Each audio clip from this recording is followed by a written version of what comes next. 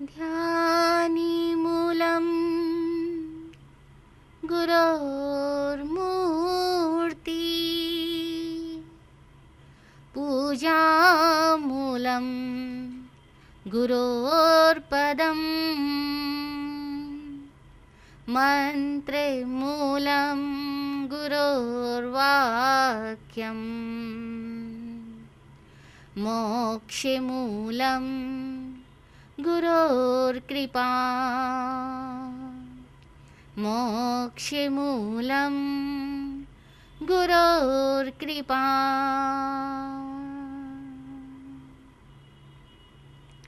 अरहंत परमात्मा वीतराग वाणी एवं सद्गुरुदेव को भाव वंदन। उपस्थित भव्य आत्माओं की भव्यता को प्रणाम। यह मनुष्य का जीवन अद्भुत है। अद्भुत इसलिए क्योंकि इस संसार के अनेकों प्राणियों में से सर्वोत्तम विकास की संभावनाएं केवल और केवल मनुष्य के पास है और किसी के भी पास नहीं। बहुत सारे लोग ऐसा सोचते होंगे कि देवता हमसे श्रेष्ठ है क्योंकि हम लोग देवताओं की पूजा उपासना करते हैं, उनकी चापलूसी और बंदगी करते हैं, उनसे भय भी खाते हैं कि अगर वे कुपित हो गए तो हमारे इस जीवन का क्या होगा। किंतु समण भगवान महावीर ने कहा कि देवता भी मनुष्य से श्रेष्ठ नहीं है। मात्र कुछ भौतिक उपलब्धियों को छोड़ दें तो जो योग्यताएं मनुष्य के पास है वो देवता के पास नहीं। देवता के पास भौतिक समृद्धि अधिक हो सकती है किंतु आध्यात्मिक वैभव के चरम उत्कर्ष तक पहुंचने की क्षमता उनके पास नहीं। आप सोच रहे होंगे कि ऐसा क्यों? क्या देवता के पास 5 इंद्रियां नहीं है अथवा देवता के पास मन नहीं है? वीतराग दर्शन कहता है कि देवता के पास 5 इंद्रियां भी है और देवता के पास मन भी है किंतु उनके पास मन से मनन करने की क्षमता नहीं है। सोचने समझने विचारने की क्षमता उनके पास में नहीं है। हैरानी हो रही होगी कि देवता भी है, मन भी है, 5 इंद्रियां भी है, लेकिन मनन करने की क्षमता नहीं। मनन क्यों नहीं कर पाते? आत्मज्ञानी पूज्य विराट गुरु जी अपने अनुभव ज्ञान से बताते कि देवताओं के पास में मनन करने की क्षमता नहीं है क्योंकि देवताओं की जो अवस्था है वह पूर्वबद्ध कर्मों की निर्जरा मात्र की अवस्था है। वो एक मानसिक भूमि है, कर्म भूमि नहीं। देवताओं की स्थिति मानसिक भूमि है, कर्म भूमि नहीं है। वहां पर व्यक्ति कर्म नहीं कर सकता, व्यक्ति के सामने कोई चुनौती नहीं है, कोई संघर्ष नहीं है, कोई बाधा नहीं है, कोई प्रतिकूलता नहीं है। और ये नियम है कि जब तक इंसान के जीवन में या किसी भी प्राणी के जीवन में बाधा ना आए, प्रतिकूलता ना आए, तब तक विकास भी संभव नहीं होता। देवता अपने पूर्व में जिस तरह की मानसिक अवस्थाओं को रिकॉर्ड कर चुके हैं, यानी जैसा जैसा वे सोचते रहे हैं, जैसा जैसा वे भाव करते रहे हैं, केवल उन्हीं भावों की निर्जरा करते हैं वहां पर, यानी उन्हीं भावों का फल भोग प्राप्त करते हैं। ठीक इसी तरह नरक लोक के जीव भी है, उनके पास भी मन तो है। समण दर्शन कहता है कि संज्ञान है उनके पास, संगी अवस्था है उनके पास, किंतु उन्होंने पूर्व में जिस तरह की दुखात्मक वृत्तियों का संचय किया है वे उस अवस्था में जाकर के उन दुखात्मक वृत्तियों का प्रतिफल ही प्राप्त करते हैं, उन्हीं का प्रतिवेदन करते हैं। यानी देवता सुखों का प्रतिवेदन और नरक दुखों का प्रतिवेदन, किंतु ना तो वहाँ पर समता की अवस्था उपलब्ध उन्हें होती है और ना ही उनके पास में कोई चिंतन और मनन की क्षमता उपलब्ध होती है। यह क्षमता केवल और केवल इंसान के पास है, मनुष्य के पास है। इसीलिए मनुष्य सिर मोर है, प्राणी जगत का सिर मोर है। चरम विकास की संभावनाएं मनुष्य के पास है। लेकिन अब एक प्रश्न पैदा होता है कि क्या सभी मनुष्य अपने विकास के चरम शिखर तक पहुंच पाते हैं? ऐसा नहीं है। अधिकांश मनुष्य नहीं पहुंच पाते। ऐसा नहीं कि वे पहुंच नहीं सकते, किंतु वे पहुंच पाते नहीं हैं। यह अंतिम प्लेटफॉर्म और अंतिम उपलब्धि बड़ी बाधाओं से भरी हुई भी है और बहुत तरह के आकर्षणों से युक्त भी है। और अधिकांश लोग इस मनुष्य भव में आकर के सुविधाओं के आकर्षण में इतने व्यामोहित हो जाते हैं, इतने आसक्त और गृद्ध हो जाते हैं कि वे अपने आत्म स्वरूप को जगा ही नहीं पाते। कुछ आत्माएं हैं जिन्होंने इस मनुष्य के जीवन को पाकर मनुष्यता की चरम संभावनाओं को जगा लिया, विकसित कर लिया, जो मनुष्य हुए और मनुष्य रह कर के ही नहीं मरे, बल्कि मनुष्य की चरम विकास की अवस्था को उपलब्ध हुए। हम उन मनुष्यों को ही भगवान कहते हैं, ईश्वर कहते हैं, परमात्मा कहते हैं, अरहंत कहते हैं, गॉड कहते हैं। यह ईश्वर, परमात्मा, अरहंत ये मनुष्य से भिन्न नहीं है, क्योंकि अधिकांश लोग सोचते हैं कि भगवान यानी हमसे कुछ अलग, जो मानव तो नहीं हो सकता। किंतु ऐसा नहीं। भगवान वही है जो कभी किसी दिन साधारण आदमी था, ठीक वैसा ही जैसा आप और हम हैं, ठीक वैसा ही जैसे हमारे भीतर में बहुत सारी कमियां हैं, कमजोरियां हैं, कुछ विशेषताएं भी है, ऐसे ही किसी दिन वे भगवत सत्ता को उपलब्ध इंसानों में भी रही थी। लेकिन उन इंसानों ने हार नहीं मानी, उन इंसानों ने अज्ञान में जीना स्वीकार नहीं किया, उन इंसानों ने अपने आप को जानना शुरू किया और अपने आप को जानते चले गए। हर प्रतिकूलता में खुद को जगाते, हर अनुकूलता में खुद को जगाते। आसान नहीं है, प्रतिकूलताओं में जगह लेना फिर भी शायद आसान हो, किंतु अनुकूलताओं में जगह लेना, जब चारों ओर फेवरेबल कंडीशंस हो, लोग आदर सत्कार कर रहे हो, आपकी प्रशंसा हो रही हो, आपको जब जिस चीज़ की इच्छा जागे वो इच्छा पूरी हो जाती हो, ऐसे में आप जागृत हो जाओ और आत्मिक शक्तियों को पहचान लो। आसान नहीं है, किंतु वे ही लोग अरहंत हुए, वे ही लोग तीर्थंकर, पैगंबर और अवतार हुए जिन्होंने इस मानव देह में रहते हुए अपने आप को पूर्ण रूप से जगाया, पूर्ण रूप से जाना, पूर्ण रूप से जाना, अपने भीतर की सारी कमजोरियों को जीत लिया। उन अरहंत परमात्मा को हम प्रातः नींद में से उठते ही याद करते हैं, उनका स्मरण करते हैं और उन्हें प्रणाम करते हैं। हम प्रातः नींद में से जाग आने के साथ ही कहते हैं नमो अरहंताणम, नमो अरहंताणम, नमो अरहंताणम। नमस्कार है उनको जो अरहंत है, नमस्कार है उनको जो अपनी योग्यताओं की पूर्ण खिलावट को उपलब्ध हो चुके हैं। नमस्कार है उनको जो किसी दिन बीज थे लेकिन आज फूल हो चुके हैं। नमस्कार है उनको, उस फूल अवस्था को, उस पूर्ण विकसित पुष्प अवस्था को। और वह योग्यता की खिलावट हम सब में भी हो सकती है। यह विश्वास हम अपने भीतर जगाएं, क्योंकि मनुष्य वही होता है जैसा उसका विश्वास होता है। हम अपने विश्वास से भिन्न कुछ भी नहीं है, कुछ भी नहीं है हम अपने विश्वास से भिन्न। हम जो कुछ आज है वो सब कुछ हमारे अपने विश्वासों का प्रतिफलन है, और जो कुछ हमारा भविष्य होने वाला है वह भी हमारे आज के विश्वासों का ही प्रतिफल होगा। जैसा हमारा विश्वास वैसा हमारा भविष्य। विश्वास करें कि हम अरहंत हैं, विश्वास करें कि हम परमात्मा हैं। आसान नहीं है। अनादिकाल से जो हीन भावनाओं के संस्कार हमारे अंदर भरे पड़े हैं, हम अपने आप को प्रेम भी नहीं कर सकते। हम अपने आप पे विश्वास कैसे करें कि मैं ही वह परमात्मा हूं?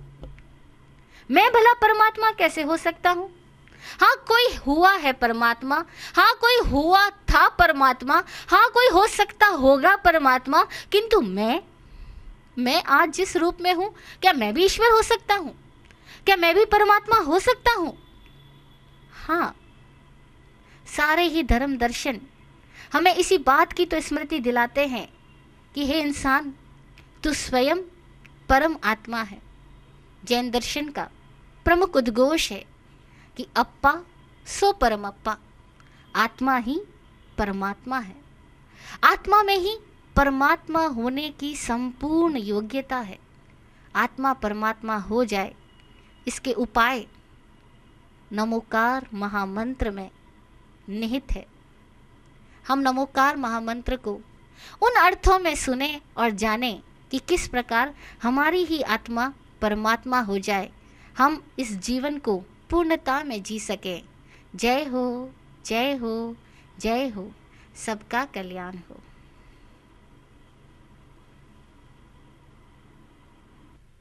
अरिहत सिद्धि को भाव वंदना,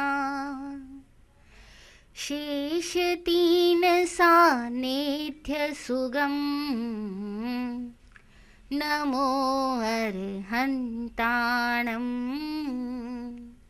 नमो अरहंताणं, नमो अरहंताणं, नमो अरहंताणं। अरहंत परमात्मा निर्ग्रंथ सद्गुरुदेव एवं आगम ज्ञान को भाव वंदना, उपस्थित भव्य आत्माओं की भव्यता को प्रणाम। अरहंत परमात्मा की अनंत कृपा कि हम सभी आज स्वयं को जानने में सक्षम बन पाए हैं। हम सभी को ऐसा अमूल्य जीवन मिला है कि हम इस जीवन का श्रेष्ठतम उपयोग कर सकते हैं। इस जीवन की श्रेष्ठतम अवस्थाओं को उपलब्ध हो सकते हैं। नमोकार महामंत्र वह सेतु है जो हमें आत्मा से परमात्मा बनाएगा। नमोकार महामंत्र ऐसा मंत्र है जो हमें इस जीवन को उसके परम सौंदर्य में जीने की कला सिखाएगा। इस जीवन की संपूर्ण योग्यताओं को, संभावनाओं को उजागर करना कैसे, अगर वो हमें सीखना है तो आओ हम नमोकार का अवगाहन करें। इस नमोकार के महासागर में डुबकी लगाएं। ये नमोकार बहुत विशाल सागर है, ऐसा सागर जिसका कोई और नहीं, कोई छोर नहीं। हम नमोकार के मात्र इन 5 पदों में ही संपूर्ण जीवन का दर्शन प्राप्त कर सकते हैं, हर समस्या का समाधान प्राप्त कर सकते हैं। नमोकार मंत्र का पहला पद, पहला चरण, नमो अरहंताणम। नमस्कार है उनको जो अरहंत हो चुके, जो अरहंत हैं। अरहंत शब्द का मतलब है जिन्होंने अपनी आत्मा की योग्यताओं को प्रकट कर लिया। अरहा है जो, अरहा पुराने जमाने में, आज जिसे जैन धर्म कहते हैं, उसे आर्हत धर्म के नाम से जाना जाता था। आर्हत धर्म का मतलब था कि जो अरहा के उपासक हैं वे आरहत, जैसे जो ब्रह्मा के उपासक हैं वे बारहत कहलाए, ठीक इसी प्रकार जो अरहा के उपासक हैं वे आरहत कहलाए। और अरहा का मतलब था जो आदि मध्य और अंत का ज्ञाता है। जरा देखिए मंत्र शास्त्र के अनुसार इस अरहा शब्द का अर्थ, मंत्र शास्त्र ये कहता है कि हर वर्ण, हर अक्षर अपने आप में एक मंत्र है, एक विशिष्ट शक्ति का संवाहक है, संचालक है। अरहा शब्द में 3 अक्षर है, अ, र और है। अ कहते हैं आदि को, शुरुआत करने को। दुनिया की सभी भाषाओं का जो प्रारंभिक वर्ण है वह है अ। देवनागरी लिपि में देखिए अ, आ, ई, अ से शुरुआत है। इंग्लिश में ए, बी, सी, डी और अरबी भाषा में अल्फा, ए से शुरुआत है। अ वर्ण है आदि के लिए। इस सृष्टि में जो आदि अवस्था है, जो कुछ भी प्रारंभ होता है उसको हम अ वर्ण से कहते हैं, और जो कुछ भी समाप्त हो जाता है, अंत हो जाता है, उसे हम ह वर्ण से कहते हैं। जब भी कुछ समाप्त होता है, मरता है, मिटता है, तो हम बोलते हैं हा, हंत, समाप्त हुआ, मर गया। वर्णमाला का अंतिम अक्षर श, श, स और ह। ह अंतिम अक्षर है, ह पर जाकर के समाप्ति, विनाश, खत्म हो जाता है। और र मध्य अक्षर है। र इस बात का सूचक है कि जो आदि से अंत तक मध्य में रमण कर रहा है वह है र। थोड़ा सा दार्शनिक दृष्टिकोण से विचार करें तो आदि, मध्य और अंत, इन तीनों को ही अरहा कहा गया। और दर्शन कहता है कि इस पूरे लोक की जो अवस्था है वह त्रिपदी रूप में है। 3 पद है, उत्पाद, व्यय और द्रव्य। इसे कहते हैं उपन्नैवा, विगमैवा और ध्रुवैवा।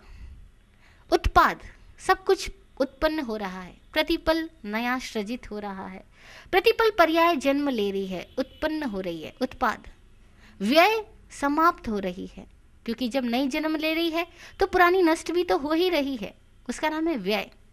और द्रव्य यानी द्रव्य फिर भी सदैव अपने स्वरूप में ध्रुव है, स्थिर है, शाश्वत है। इसी को वैदिक दर्शनों ने 3 पदों के द्वारा व्यक्त किया। 3 पद कौन से? ब्रह्मा, विष्णु और महेश।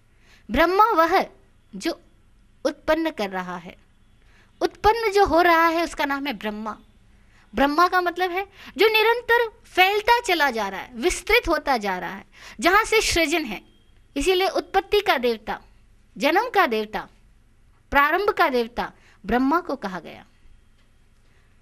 और जो सब कुछ स्थिति रखता है, इस जगत के स्वरूप को धारण करके रखता है, उसको हमने विष्णु कहा, जो जगत का पालक है, संचालक है।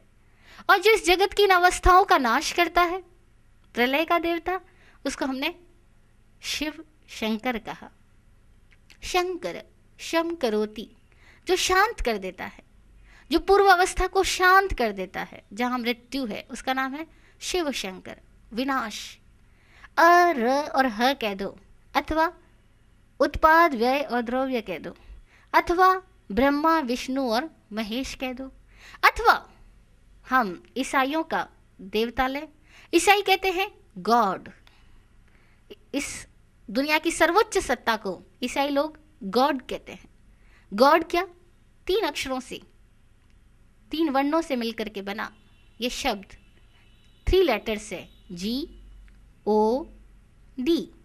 जी जो जनरेट करता है, जो उत्पन्न करता है, जो ब्रह्मा है। ओ जो ऑपरेट करता है, जो सबको चलाता है, संचालित करता है, वह विष्णु है। और डी जो डिस्ट्रॉय करता है, जो डिस्ट्रक्शन का देवता है, जो सब कुछ समाप्त कर देता है, वह है गॉड। जनरेटर, ऑपरेटर और डिस्ट्रॉयर, ब्रह्मा, विष्णु और महेश। अथवा इसी को अरहा कह दो, ए, र और हा, और इसी को इस्लाम लोग अल्लाह कहते हैं। अरबी भाषा में र के स्थान पर ल वर्ण का अधिक प्रयोग होता है, इसीलिए वहां पर अरहा की जगह अल्लाह कहा गया। पर बात एक ही है, बात एक ही है कि जो इस जगत का नियंता है, जो इस जगत का आदि मध्य और अंत का करता है, वह अरहा है। उस अरहा को हम बहुवचन शब्द में अरहंतानम कहते हैं। अरहंतानम यानी अरहंतों को नमस्कार। एक अरहंत को नहीं, क्योंकि इस दुनिया में एक अरहंत हुए हो ऐसा नहीं है। अनादि काल से यह जगत चल रहा है, यह लोक अवस्थित है, तब ऐसी अवस्था में अरहंत एक ही हुए हो ऐसा नहीं। जैन दर्शन तो कहता है जितनी भी आत्माएं मुक्त होती है वे सब अरहा अवस्था से ही गुजर करके मुक्त होती है। अरहा यानी एक बीज जो फूल हुआ, अरहा यानी एक मनुष्य जो अपनी चरम संभावना के शिखर तक पहुंचा, वह है अरहा। हम उस अरहा को प्रणाम करें, उस अरहा को नमन करें जिसने अपने आप को पूर्ण रूप से जाना और जो इस जगत का आदि मध्य और अंत का मालिक है, जो मालिक है उसको हमारा नमन हो। जय हो, जय हो।